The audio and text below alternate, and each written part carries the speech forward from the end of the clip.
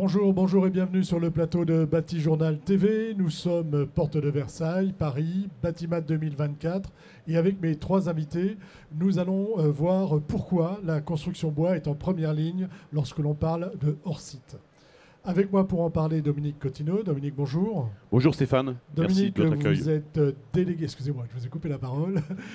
Vous êtes délégué général de l'UICB. L'UICB, en deux mots? L'UICB, donc, c'est l'Union des industriels et constructeurs bois.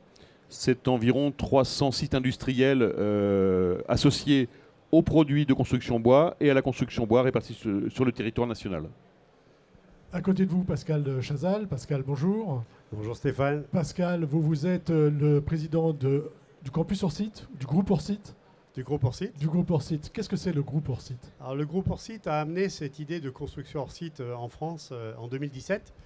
C'est pas quelque chose qu'on a inventé. On a repris l'idée des anglo-saxons, donc qui appellent ça le off-site building. Finalement, c'est un nouvel écosystème qui se dit que peut-être on n'est pas obligé de tout réaliser sur le chantier et qu'un ouvrier est plus efficace quand il travaille à l'abri dans de bonnes conditions que sur un chantier. Donc c'est cette idée-là. Et donc on a développé le groupe hors-site avec le campus hors-site qui est l'école de formation, le magazine hors-site, une activité de conseil également hors-site conseil. Et on accompagne cette transformation vers la construction hors-site. Et à côté de vous, un industriel, je peux dire industriel? On peut dire ça. On peut dire ça. Dominique Charmoy, bonjour. Bonjour. Vous, Dominique, vous êtes le gérant d'une société qui s'appelle Charmossature. Charmossature, qu'est-ce que c'est? Alors Charmossature, c'est justement un site industriel pour du hors-site, basé entre Besançon et la frontière suisse. Et on a environ 15 000 mètres carrés d'usine, d'atelier, comme on peut le dire, et avec 900 mètres de ligne de production et 60 personnes. On va voir tout à l'heure votre outil industriel. Pour commencer, Dominique, on a appelé ce temps d'échange la construction bois en première ligne lorsque l'on parle de hors-site. À tous les trois, je vous pose la même question. Pourquoi la construction bois, pourquoi le bois est en première ligne? Parce que, historiquement, mécaniquement, les produits de construction bois structurels sont largement développés, préparés en atelier. On le voit, prenons la reconstruction de Notre-Dame. La charpente avait été taillée sur place à l'époque de la construction de Notre-Dame. Et on voit que moult pièces de la charpente ont été préparées en amont, dimensionnées, préassemblées pour venir être assemblées in fine. Et donc la construction bois, les produits structurels de construction bois, quels qu'ils soient, pour la plupart d'entre eux, sont préparés en amont, c'est-à-dire préparés hors du site d'assemblage, hors du chantier intrinsèquement. Pascal. Oui, donc l'idée de la construction hors site, c'est effectivement de déplacer des tâches du chantier vers l'atelier dans un lieu où on va pouvoir travailler plus facilement. Et effectivement, tous les matériaux qui sont assemblés à sec, c'est le cas de l'acier, et c'est le cas du bois également, eh bien, on a plus envie de les travailler dans un atelier, de les assembler ensuite sur le chantier. Donc naturellement, on va dire la plupart des acteurs aujourd'hui, c'est sans doute 99%, des acteurs de la construction bois vont faire un travail de préassemblage dans leur atelier qui peut être partiel, qui peut aller très loin. Mais en tout cas, on peut dire que les acteurs de la construction bois font de la construction hors site. Certains sans le savoir. Certains sans le savoir. Est-ce qu'on fait de la construction hors site sans le savoir? Pourquoi le bois est aussi important dans la construction hors site?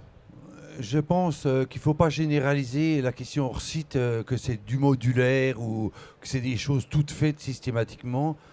Quoi qu'on fasse, qu'on anticipe comme travail, à partir du moment où on fait une préparation en atelier d'un gros travail ou d'un petit travail, c'est de la construction hors site. Donc c'est de l'organisation, c'est de mettre des gens dans des bonnes situations de travail, et je pense qu'une situation de travail est beaucoup plus intéressante dans un atelier chauffé, à l'abri du soleil, à l'abri de la pluie, que de se mettre en condition de chantier sur un échafaudage. Donc à partir du moment où on peut faire un travail aussi bien dans un atelier qu'au-dessus d'un échafaudage, pourquoi s'en priver? On va voir après ce que vous mettez en place, mais avant, Pascal, j'aimerais que vous nous... Là, on parle de hors-site, on a entendu les mots modulaires. C'est quoi le hors-site exactement? Qu'est-ce que c'est que la construction hors-site et exactement, comment on la définit? Et d'ailleurs, est-ce qu'il y a une définition? Alors, il y a plusieurs choses derrière la construction hors site. D'abord, effectivement, cette première idée de dire on va déplacer des heures de travail du chantier dans un atelier, dans une usine. Ça, c'est vraiment la première notion fondamentale.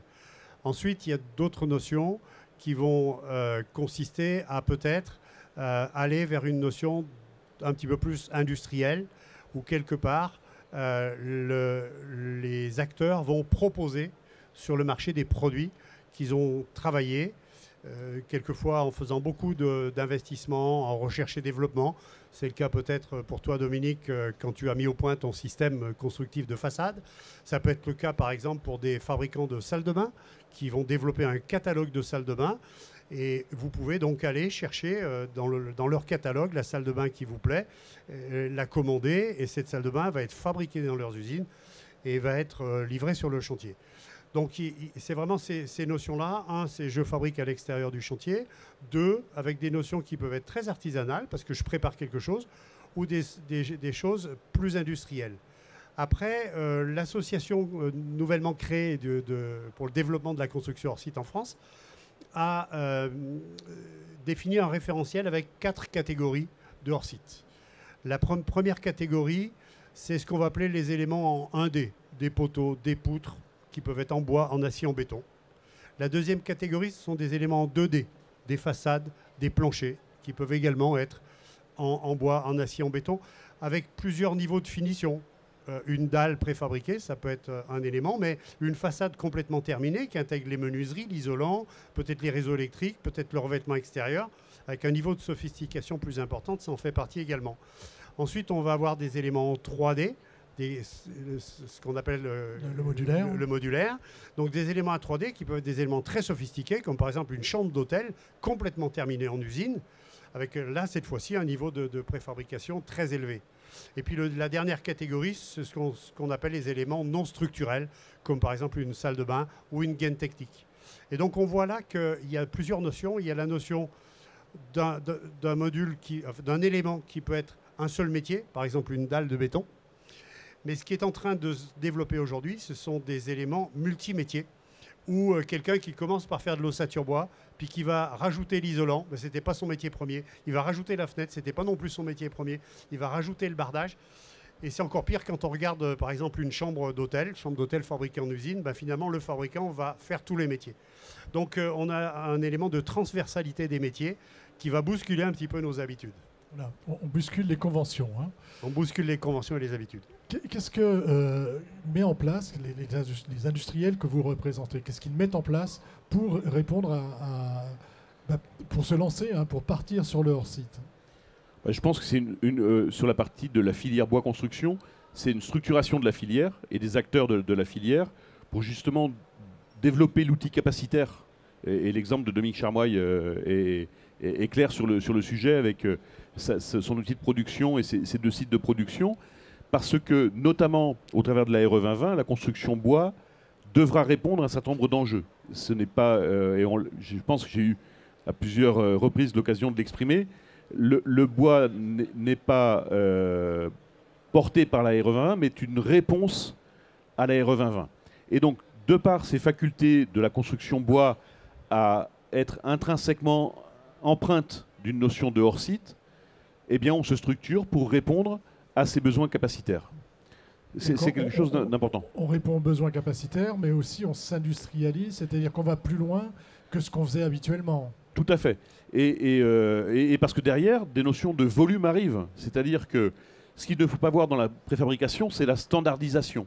C'est-à-dire qu'il ne s'agira pas que tout le monde habite dans le même logement ou travaille dans le même bureau. Il y a des notions de standardisation pour un volume d'opérations concernées. Et donc là, je pense que Dominique Charmoy pourra l'évoquer. On gagne en efficacité et en capacité de production et en précision. Mais il ne faut pas croire que demain, la notion de préfabrication, notamment sur la construction bois et ossature bois par exemple, amènera à ce que tous les bâtiments se ressemblent, à ce que tous les logements se ressemblent. Ce n'est pas le sujet. Le sujet, c'est la précision, la qualité et déporter des tâches qui sont des tâches qu'on peut qualifier, Pascal l'évoquait tout à l'heure, pas forcément agréables sur le chantier. Et donc, c'est ce qui amène ce volet d'amélioration de la qualité également de la fabrication. Donc pas de standardisation, amélioration de la qualité.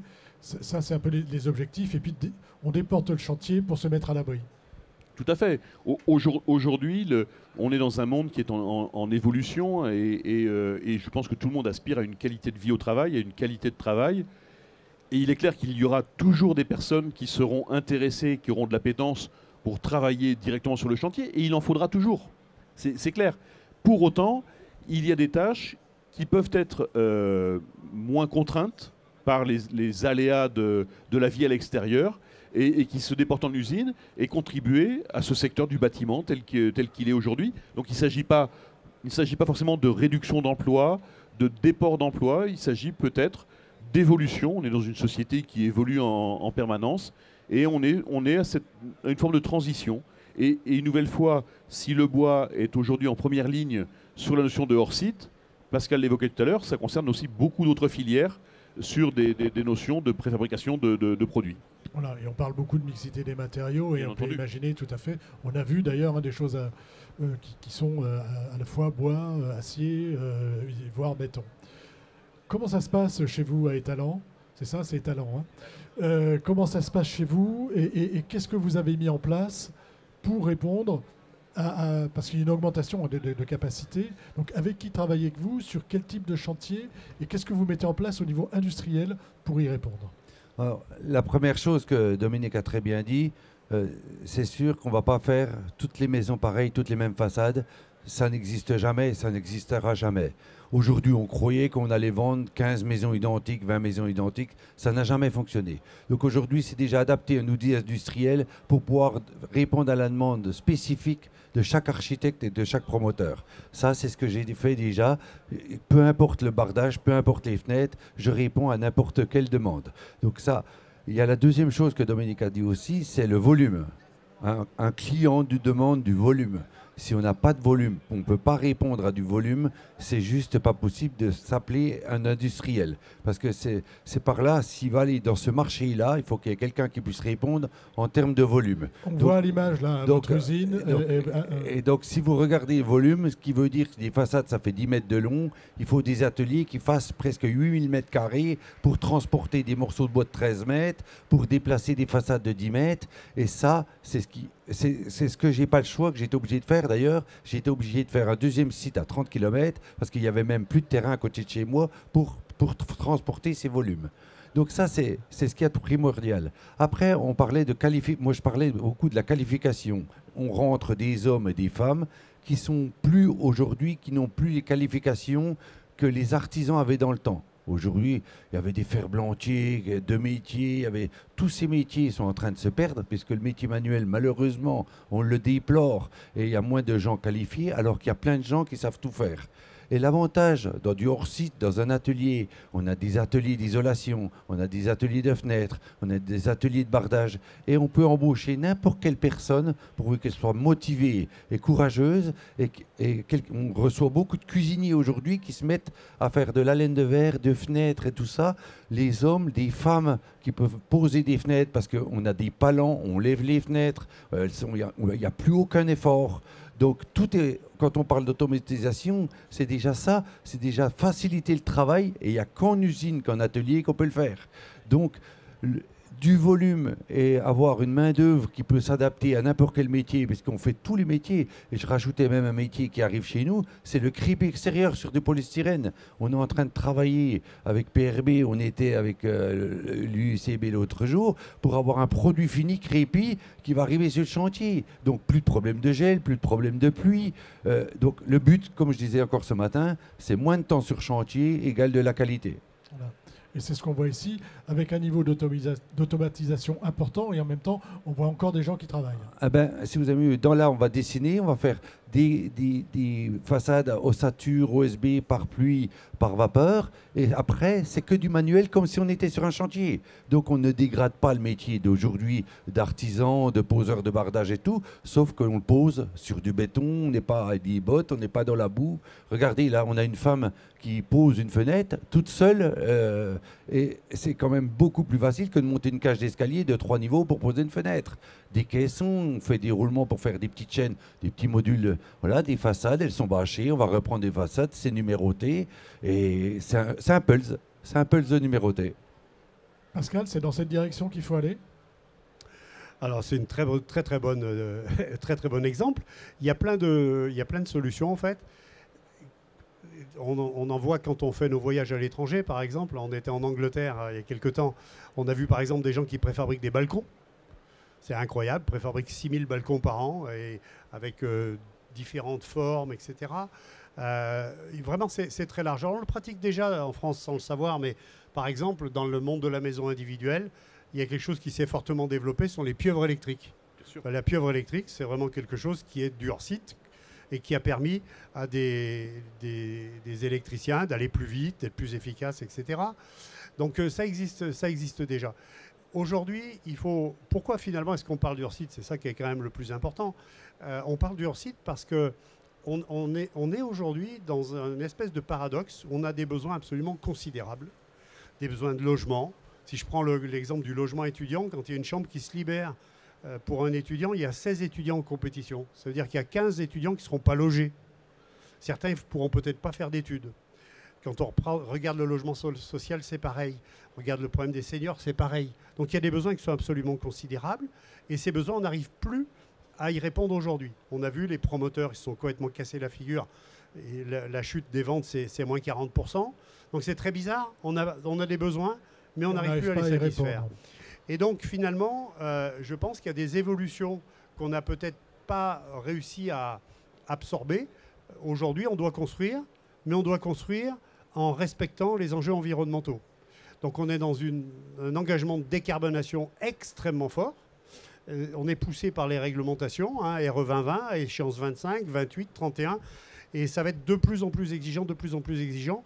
Et les techniques de construction, qui sont les techniques de construction utilisées depuis l'après-guerre, basées sur le béton coulé sur le chantier, eh bien, arrivent au bout, d'un point de vue carbone, et deux, parce que comme le béton est coulé sur le chantier, tout le reste va se faire sur le chantier. Voilà, c'est-à-dire qu'il n'y a pas ce qu'on vient de voir. Exactement. Et donc, ça veut dire qu'on va retrouver sur un chantier une quantité phénoménale de tâches, d'ouvriers, parce qu'un bâtiment aujourd'hui, pour répondre à toutes ces exigences, ça devient extrêmement complexe. Hein, il faut être efficace sur le plan environnemental, il faut être efficace sur le plan thermique, il faut maintenant faire du réemploi, etc. Ça devient de plus en plus compliqué. Donc des bâtiments plus compliqués avec une main-d'œuvre qui est finalement en train de disparaître. La main-d'œuvre qualifiée, elle part à la retraite, elle n'est pas vraiment remplacée. Et donc, on arrive dans une équation qui ne fonctionne plus. Donc, on se dit comment est-ce qu'on peut faire autrement si on n'arrive plus sur le chantier? Il n'y a pas 50 solutions. Il y a faire un peu plus en atelier, faire un peu plus en amont. Et ce n'est pas un gros mot, c'est vraiment quelque chose où il ne faut surtout pas opposer les acteurs du hors-site avec les artisans, avec les gens qui vont faire sur le chantier. C'est très complémentaire. Ça a d'ailleurs déjà été réalisé par le passé. Moi, ça fait 45 ans que je travaille. Il y a 45 ans, il y avait le menuisier du village. C'est lui qui faisait les fenêtres. Aujourd'hui, un menuisier, il saurait encore faire des fenêtres. Mais être capable de faire des fenêtres de la taille des menuiseries qu'on a aujourd'hui, avec les exigences de performance qu'on demande aujourd'hui, il n'arriverait pas à le faire à un prix compétitif de marché. Eh bien, en fait, le marché de la menuiserie s'est transformé. Et aujourd'hui, vous avez des industriels vraiment de la menuiserie. Et vous avez tout un tas d'acteurs, d'entreprises, y compris très artisanales, qui ont appris à travailler avec les industriels. Et à poser ces menuiseries. Bien sûr, et ils sont absolument nécessaires. Dominique, qu'est-ce que ça vous inspire, tout ce qu'on vient d'entendre, à la fois la vision de cette industrie, et puis de ce que vient de dire Pascal, c'est-à-dire sur les oppositions des uns et des autres? Oui, je pense qu'il n'y en a pas. Il n'y a pas d'opposition. Il y a une opposition que l'on évoque parfois, qui est le gain de temps. Je pense qu'il n'y a pas véritablement une notion de gain de temps intrinsèque, parce que lorsqu'on fait du hors-site ou de la préfabrication, il y a une phase conception qui est sans doute plus longue, plus précise.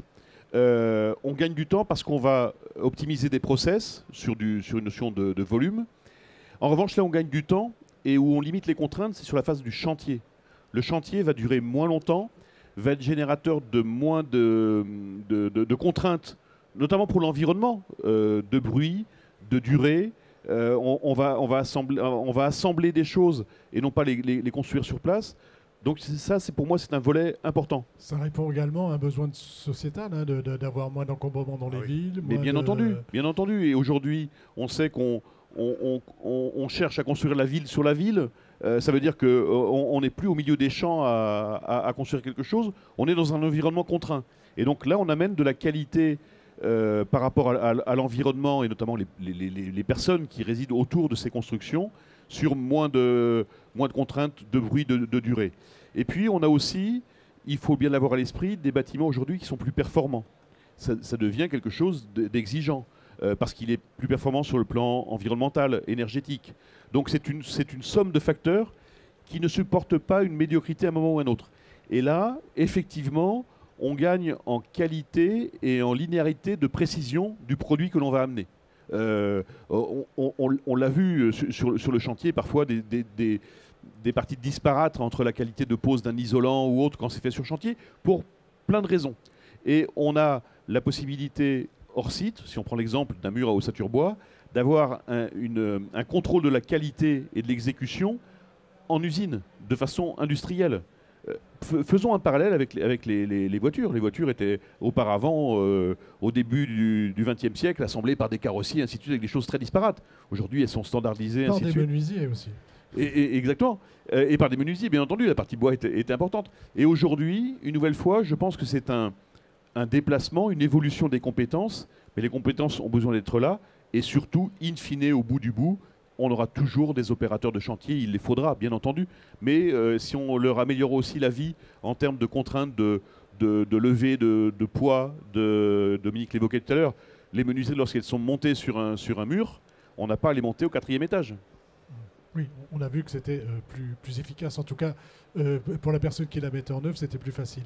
On arrive au terme de notre échange. Je vais vous demander à tous les trois une petite conclusion sur cet aspect. Donc, développement de la construction hors site, le bois en première ligne. Qui veut commencer? Allez. Moi, je veux bien commencer.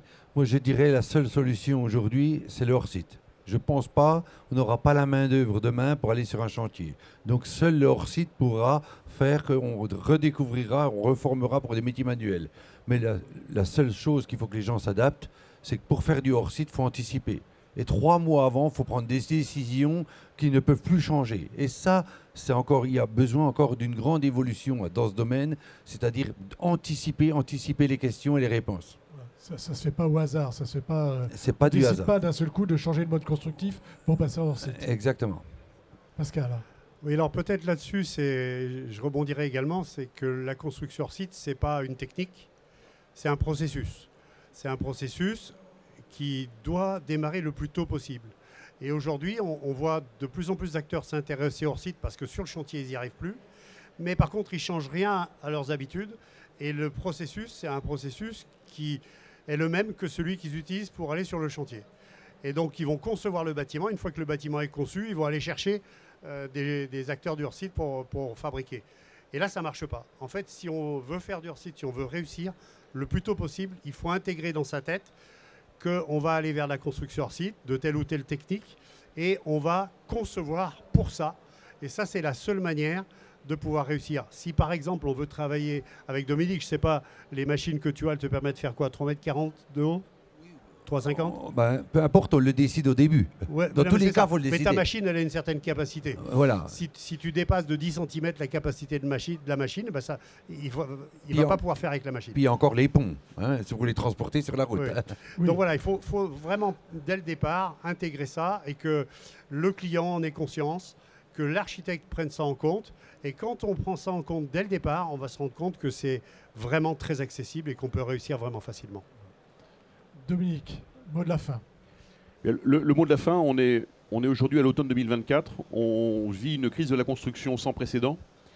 Et il y a encore eu des baisses de mise en chantier ce mois-ci. Les derniers chiffres exactement. sont pas optimistes. Et donc, au-delà même de l'activité économique impactée de façon intrinsèque, sur la partie logement, il y a un besoin de construction de logements pour nos concitoyens.